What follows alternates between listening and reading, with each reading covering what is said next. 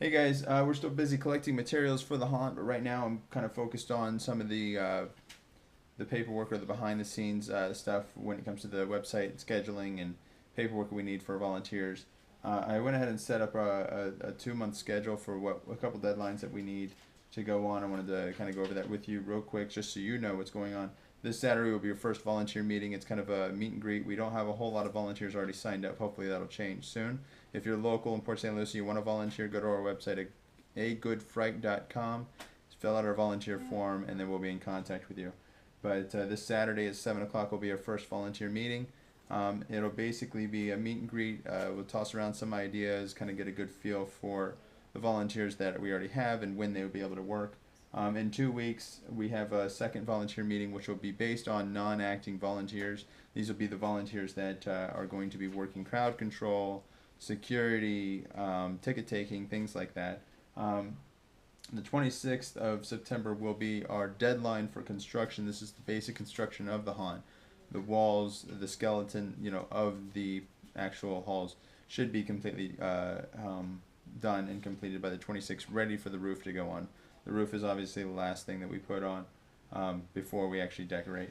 Um, then we have October 4th is our next volunteer schedule meeting, which is going to be an actors placement meeting. It's going to be when we're focused on the actors inside the haunt. We're going to have to figure out scheduling with our actors, and hopefully it gives us about a month to find more volunteers. But by then, hopefully, we'll have enough to staff the haunt for the 4 days we'll be open this year. And we're going to have to do some sort of tryout, for lack of better terms, to make sure that we get the right actor in the right position. And we'll have to do measurements for costumes if we need them. After that, obviously, just to let you know, after the construction deadline, we will still, well, that's when we're going to start focusing on decorating. So through this entire time, we're going to be constructing or decorating the haunted house. But the next scheduled appointment or meeting is going to be October 18th for the safety meeting. This is where Tom's going to take control, and we're going to put strict rules and guidelines in place when it comes to safety. You have to kind of keep in mind fire safety, fights breaking out, people that are too scared to go through, injuries, loss of power, a lot of different scenarios that could possibly happen. So we need to go over, and we're hoping that any and all of our volunteers will make it to that meeting because it's extremely important. Um, our decorating deadline. This is when the haunt should be completely ready to go for public to walk through. Will be October 23rd. This is the day before our Halloween party. October 24th, we're having our Halloween party by invite only. Um, this will include all of our volunteers and their friends and family that want to come. Also, our friends and family. It will not the haunt. This will be the first operating day of the haunt, but it will not be open to the public. Only guests of the party, and we utilize this time for additional safety meeting, the safety training, and dress rehearsal, which is important. The following night, October 25th, will be the first day open to public. That is a Saturday, October 25th. We haven't set the times yet, but that'll be our first official opening. And then we've got Thursday, October 30th, will be open to the public, and then Friday, Halloween night, October 31st, will be open to public. Those will be the 3 days we're open to the general public, and then the one day, which is the Halloween party. So these scheduled uh, changes, these meetings may change in schedule. We might have to add more. I would probably even count on it. But if we follow this basic guideline, we'll have everything complete by the time we need to. And everything usually works out with no problems, with no stress. But if you put it down in writing, and okay, I've got, you know, right now if we go back, I've got 1, 2, 3, basically 3 weeks to construct, to get the entire construction up in place. I was hoping to already have some things built by now, so I'm already behind schedule in my opinion. We are going to go out and hit it hard this weekend getting materials, and we're going to start hopefully getting most of that stuff up for the next couple weeks here and get it done. Um, Luckily, it's been quiet in the tropics here in South Florida. We do have to worry about tropical storms and hurricanes. Cross our fingers, knock on wood. Hopefully, we'll have to worry about that. But so that's another thing we have to worry about. So anyway, I'm going to do a couple of things and get some forms done for the volunteers, because when we have our volunteer meeting, I want to make sure we have our liability waiver forms and our release forms for use on, you know, videos and things like that. So we're going to start working on that as well. So I'll show you what I do. All right, well, we've got contact our first group of volunteers, and that's all set up. I wanted to take a couple minutes here to kind of share what I do when it comes to marketing and spreading the word about your haunted house. Um, Not to say this is the right way or the best way, but this is the way I do it.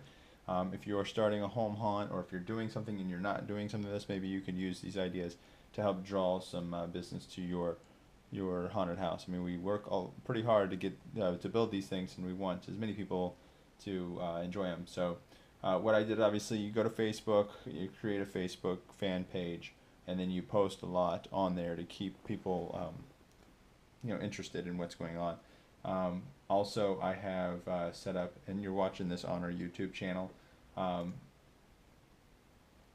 I feel like this is a good way to keep interest, to spread the word, and to actually make a little bit of money doing it too if you monetize your videos. It's not, you're making a lot, but you can make some money doing that. Also, I have my website, which is agoodfright.com, and here is what it looks like.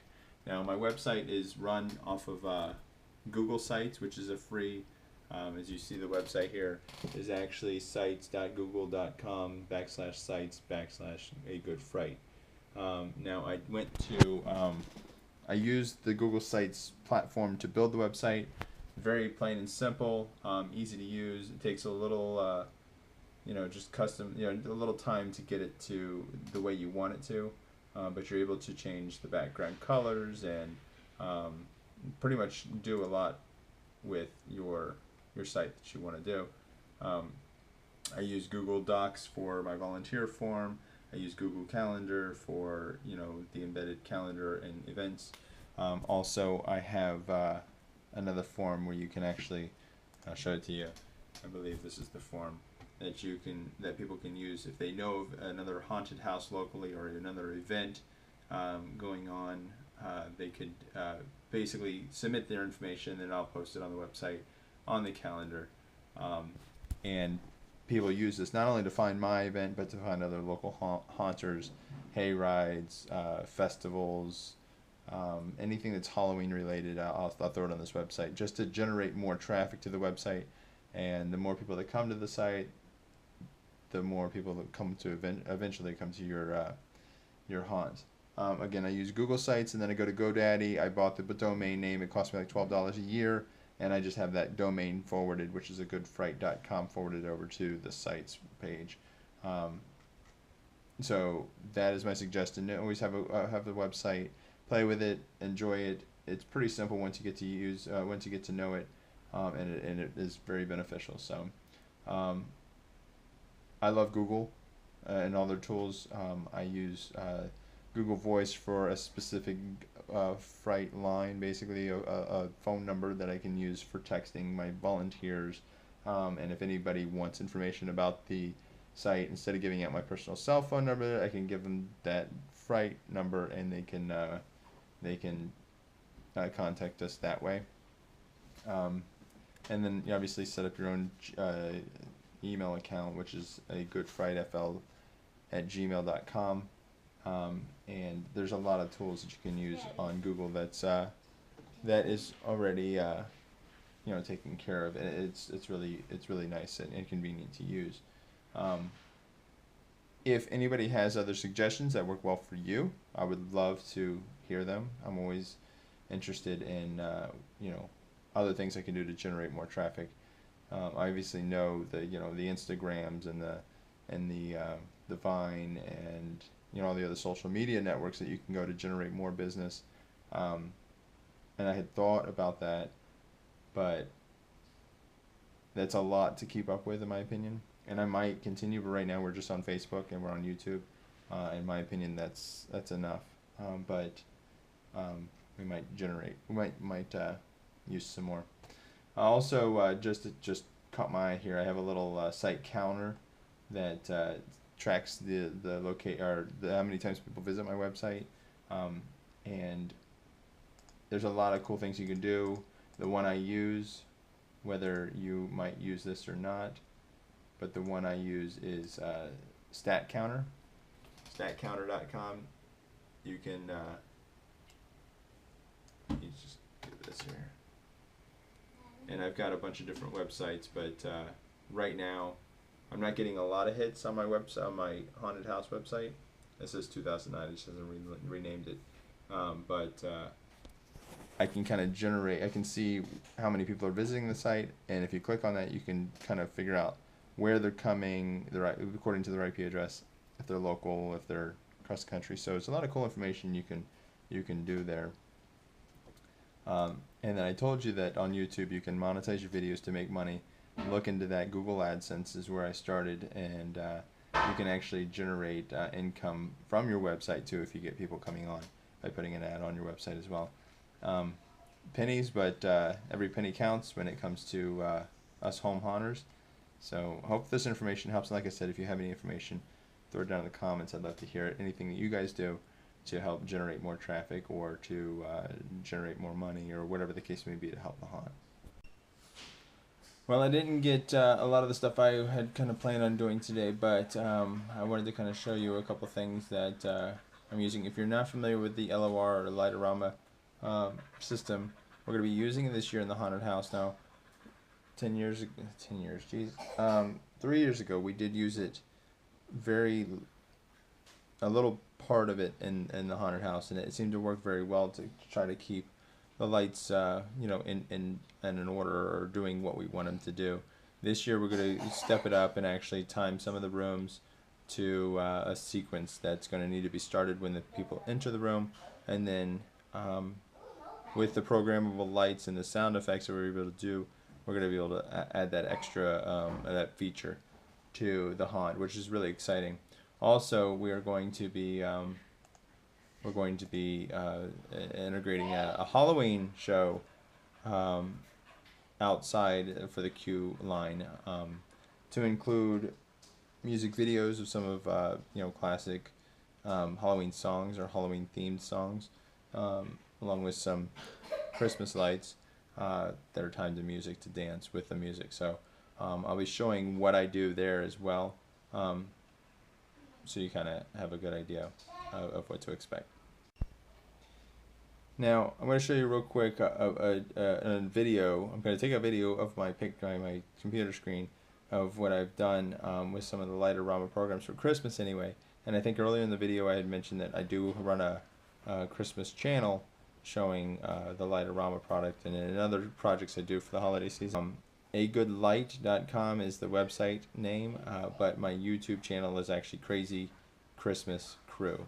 So if you want to look or follow that channel, I'll also try to post it in the description of this video as well, so you can follow that. But what I'm going to try to do, let me turn this down before it gets too loud, is show you a brief description of kind of a quick thing. If you don't know what Light-O-Rama is, you can go to light-O-Rama.com, find out more information about it. But I'm going to do a show like this based on Halloween music. It's basically a program where you can get the lights to dance to the music. So let's fast forward here. So once we get, I have to develop, because I'm going to actually be incorporating. Let me stop this here. Because I'm going to be incorporating the video portion for the first time for this Halloween and for Christmas.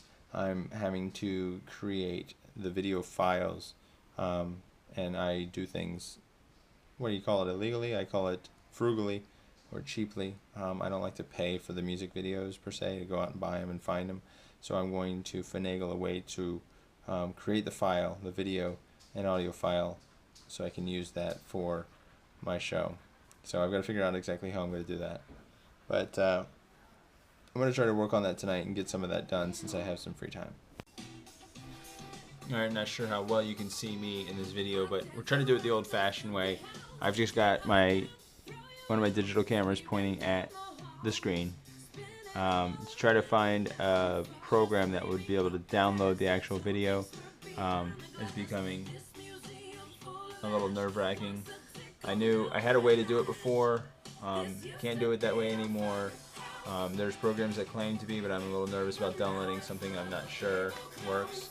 So what I'm doing is I've just got the camera obviously zoomed in. I've got all the lights off in the room, so there's no black back glare reflection on the screen. And I'm recording the video this way, and then I'm going to rip the audio and got to dub it in over the video to try to make that nice, clean, crisp audio. The video, in all honesty, doesn't have to be perfect, doesn't have to be really that great in this circumstance, so let's see how it works. I was able to get a couple of the videos recorded. Shouldn't be difficult to, if I need to rip the music from the music video because it's longer, it has some extra sound effects, I can easily do that. Most of the videos I'm doing will use the original soundtrack that I've already got the music to. It's easy to dub that over the video using Windows Movie Maker. But I'll be doing that. It's getting late. I'm getting exhausted. I got to still cut this video, edit it, and get it posted for you guys. Anything I do, though, I will be videotaping and posting it so you guys can see what I'm doing. And hopefully we'll have something a little bit more exciting going on here, especially this weekend with the volunteer meeting and some actual construction videos. So I've got some plans to do some things as well. So stay tuned. More videos to come. Make sure to like us, subscribe, and appreciate it.